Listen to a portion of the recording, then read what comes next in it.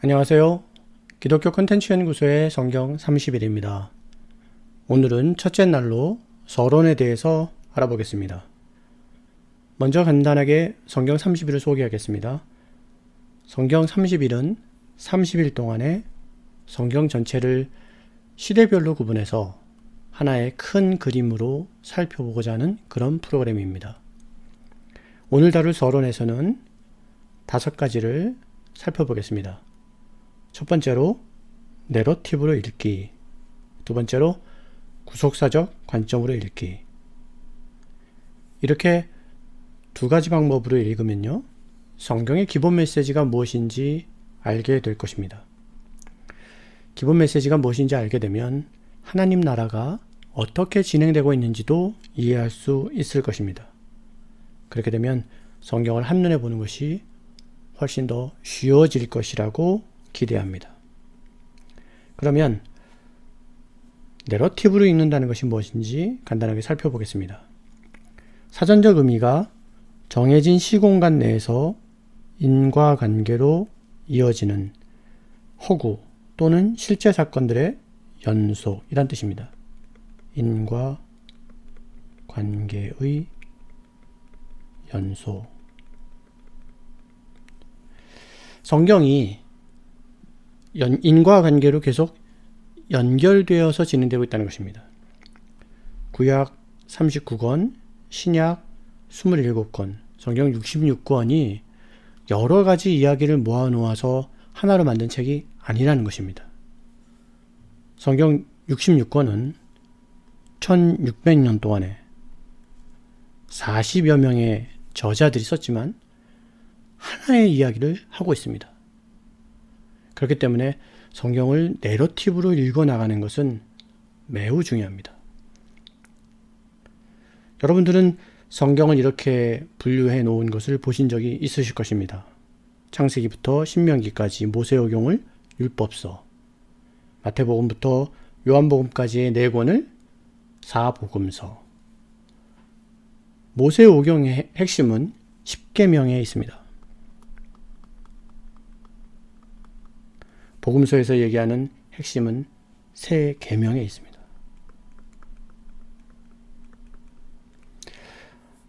모세오경에서 얘기하는 10계명과 복음서에게서는 얘기하는 3계명은 같은 주제를 다루고 있습니다. 그것은 바로 하나님 사랑과 이웃 사랑입니다. 이 계명이 다루고 있는 내용은 하나님 사랑과 이웃 사랑입니다. 그리고 여호수아부터 에스더까지 구약의 역사서라고 얘기하고요, 신약에서는 사도행전을 역사서라고 이야기합니다. 만약에 우리가 계명을 뿌리라고 이해한다면요, 역사서는 줄기와 같습니다. 왜냐하면 이 2 파트가 스토리 라인을 형성하고 있기 때문에 그렇습니다. 거기에 시가서가 개인이 쓴 시와 글이고요, 서신서는 편지입니다. 개인들이 썼습니다. 근데 이 개인의 글이 성경에 들어와 있는 것입니다. 그것은 개인의 삶이 성경의 스토리와 무관하지 않다는 것입니다. 또한 선지서, 예언서라고 하기도 하죠. 이 선지서와 예언서는 하나님의 계시를 선지자들이 기록한 글입니다. 우리는 선지자들의 글을 통해서 하나님께서 역사 안에 깊이 개입하고 함께 하신다는 것을 알 수 있습니다. 이렇게 내러티브로 읽는 것은 전체적인 스토리를 이해하는 데 굉장히 중요합니다. 자, 그러면 내러티브로 읽는다는 것을 사진으로 간단하게 한번 설명해 보겠습니다. 여러분들 만약에 구약만 있고 신약이 없다고 생각해 보십시오. 네, 유대인들은 이렇습니다. 유대인들에게는 신약이 없습니다. 여러분, 신약이 없다는 것은 예수님도 그들에게는 없다는 것입니다. 예수님이 없다는 것은 메시아가 오지 않았고 그들에게는 아직도 그리스도가 없다는 것입니다. 그들에게는 아직 구세주가 오지 않았습니다. 여러분, 이것이 얼마나 큰 슬픔이고 오류입니까? 또한 성경을 앞부분만 읽는 분들 계시죠. 창세기만 열심히 읽었다가 뒷부분은 흐지부지 되는 그러한 성경 읽기를 하시는 분들이 얼마나 많습니까? 저 역시 수도 없이 그랬습니다. 또한 앞에서 힘을 냈다가 힘들어졌지만 또다시 힘내고 또 안 되는 이러한 것을 반복하는 우리들의 모습들은 종종 아주 자주 발견합니다. 그런데 이렇게 성경 읽는 것보다 더 큰 문제가 있습니다. 바로 종말론에 심취해 있는 사람들입니다. 종말론에 빠져 있고 종말론에 심취해 있는 사람들이 계시록을 잘못 이해해서 성경 전체를 오해하는 일이 얼마나 많습니까? 유튜브 안에도 계시록을 비밀스러운 책이나 신비에 감춰진 책으로 이야기하는 거짓 교사들이 너무나도 많습니다. 신천지는 이 계시록을 잘못 설명하는 대표적인 이단입니다. 여러분들 부탁입니다. 충분히 검증되고 알려져 있는 그러한 강의와 설교만 들으시길 부탁드립니다. 이렇게 잘못 읽으면 성경을 균형 있게 알 수가 없습니다. 우리는 반드시 잘 읽어서 균형 있게 이해해야만 합니다. 읽는 것으로 사실 어렵습니다. 성경은 굉장히 어려운 책입니다. 열심히 공부하셔야 합니다. 그래야 하나님의 뜻을 잘 이해할 수 있게 될 것입니다. 네, 다음은 관점에 대해서 말씀드리겠습니다. 관점은 바라보는 방향, 바라보는 태도를 말합니다. 샌프란시스코에는 골든 게이트 브리지가 있다고 합니다. 샌프란시스코의 상징물과 같은 곳입니다. 이 다리 주변에는 다리의 아름다운 모습을 볼 수 있는 여러 장소가 있다고 합니다. 몇 군데 보겠습니다. 먼저 포트 포인트, 다리의 오른쪽에서 보고 있는 모습입니다. 골든 게이트 브리지 뷰 포인트는 전체의 모양을 보기가 좋은 장소인 것 같습니다. 비스타 포인트는 마치 철도처럼 그런 다리의 모습을 보게 만들어줍니다. 이렇게 바라보는 곳에 따라서 다리의 모습은 다르게 보입니다. 그것을 관점이 다르다라고 말하는 것입니다. 바라보는 곳이 다르면 모습이 달라집니다. 성경을 바라보는 관점이 다르면 해석도 달라질 수밖에 없는 것입니다. 그렇기 때문에 우리는 성경을 반드시 구속사적 관점에서 읽어야 합니다.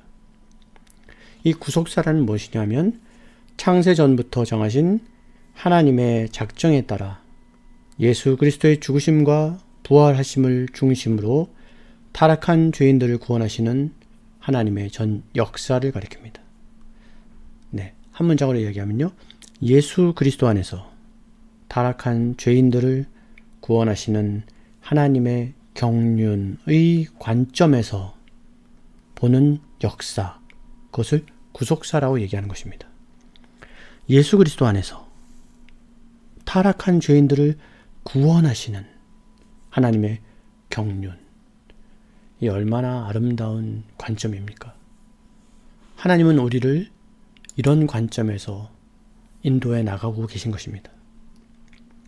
이렇게 성경을 내러티브로 읽고 성경을 구속사적 관점으로 읽다 보면 성경이 말하고 싶어하는 기본 메시지를 이해할 수 있습니다. 알버트 월터스 교수는 그의 책에서 창조, 타락, 구속이라고 정의했습니다. 그리고 오늘 많은 학자들이 창조, 타락, 구속, 완성으로 설명하고 있습니다. 이것을 성경의 기본 메시지라고 이야기하고 있습니다. 그런데 크리스토퍼 라이트 교수는 조금 더 세분화시켜서 7단계로 이야기했습니다. 좋은 정리라고 생각됩니다. 그래서 소개해드립니다. 창조, 타락, 구속을 약속, 십자가, 미션으로 나눴습니다. 그 다음에 완성을 심판과 새 창조로 나눴습니다. 저는 이 크리스토퍼 라이트 교수님의 그 전성민 교수님이 성서 유니온 세미나에서 통역한 그 내용을 들으면서 기호로 설명해 주시는 것을 보았습니다. 한번 보시겠습니다. 창조, 타락, 약속, 십자가, 미션, 심판, 새 창조. 저는 이 기호를 볼 때 뭔가 마치 알 것 같은 그런 느낌이 들었습니다. 이해가 되는 것 같았어요. 여러분도 혹시 그런 느낌이 오시지 않습니까? 타락이 X표인 것, 십자가는 뭐 너무 당연한 것이고요. 그 다음에 새 창조가 또 우리에게 임하시는 이 놀라운 일들이 기호로 이렇게 설명된 것이 되게 흥미로웠습니다. 이 기본 메시지를 가지고 하나님 나라가 어떻게 진행되고 있는지 한번 정리해 보겠습니다. 먼저 성경 맨 앞에 나오는 창세기의 창조와 타락을 묶었습니다. 그리고 맨 끝에 나오는 요한계시록의 심판과 새 창조를 묶었습니다. 그리고 십자가, 가운데 있는 십자가, 예수님의 십자가와 부활의 사건. 여러분들 이 묶은 것들은 어떤 한 시점에 어떤 한 기간에 일어난 일들입니다. 또 일어날 일들입니다. 그런데 역사의 기간은 대부분이 약속과 미션에 속해 있습니다. 하나님 나라의 역사는 하나님과 이스라엘 맺은 약속, 언약을 붙드는 시간이었습니다. 대부분의 시간이 언약을 붙드는 시간들이었습니다. 또한 신약의 하나님의 역사는 예수님이 주신 미션, 사명을 감당해내는 충성스러운 시간이 되어야 합니다. 이것이 그리스도인들의 삶입니다. 이것이 하나님 나라의 역사입니다. 그렇기 때문에 우리는 하나님과 맺은 언약의 내용이 무엇인지, 그리고 역사 속에서 어떻게 우리들이 그 주어진 사명을 말씀을 통해서 명확히 이해하고 수행할 것인지 알아야 합니다. 역사는 결코 평탄하지 않았습니다. 우리가 살아내야 할 삶도 결코 쉽지 않습니다. 우리의 선배들도 경험했던 엄청난 굴곡과 역경이 있었습니다. 하지만 우리는 마침내 승리할 것입니다. 그것이 우리가 이어받은 믿음이고 우리가 바라보는 소망입니다. 여러분들 무엇을 근거로 우리는 믿고 소망합니까? 그것은 바로 하나님과 우리와 맺어져 있는 언약 때문입니다. 우리 눈에는 이 역사가 환난과 고통으로 점철되어 있는 것처럼 보이지만 하나님의 언약은 쉬지 않고 계속해서 발전되어 왔습니다. 그 언약은 예수님에 의해서 성취되었고 예수님의 다시 오심으로 완성될 것입니다. 그것을 우리는 언약의 점진적 발전이라고 얘기합니다. 이 언약은 하나님이 우리에게 주신 계시에 의해서 점진적으로 발전되고 있는 것입니다. 하나님의 계시는 점점 더 선명해지는 것입니다. 때가 되면 마침내 하나님의 나라를 얼굴과 얼굴을 맞대어 보는 것처럼 보게 될 것입니다. 그것이 우리가 믿는 신앙입니다. 그렇기 때문에 지금 우리는 하나님의 언약을 붙들고 사랑의 수고를 감당해내야 합니다. 하나님의 나라는 우리 앞에 드러나게 될 것입니다.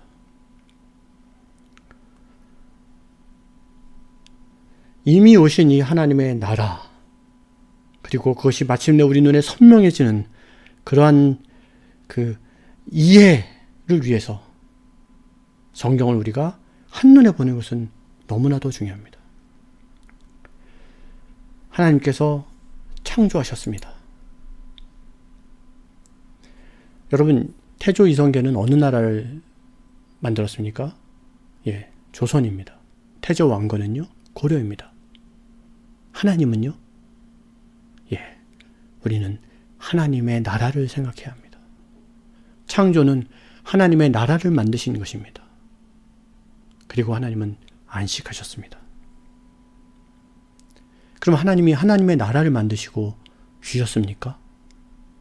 안식은 쉬는 것이 아닙니다. 안식은 하나님께서 창조주로 창조의 세계 속으로 들어오시는 것입니다. 왕으로 오시는 것입니다. 그렇기 때문에 하나님은 이 역사 가운데 지금도 왕으로 영원토록 좌정하시고 통치하고 계시는 것입니다. 하나님이 지금도 왕으로 우리를 통치하시는 것입니다.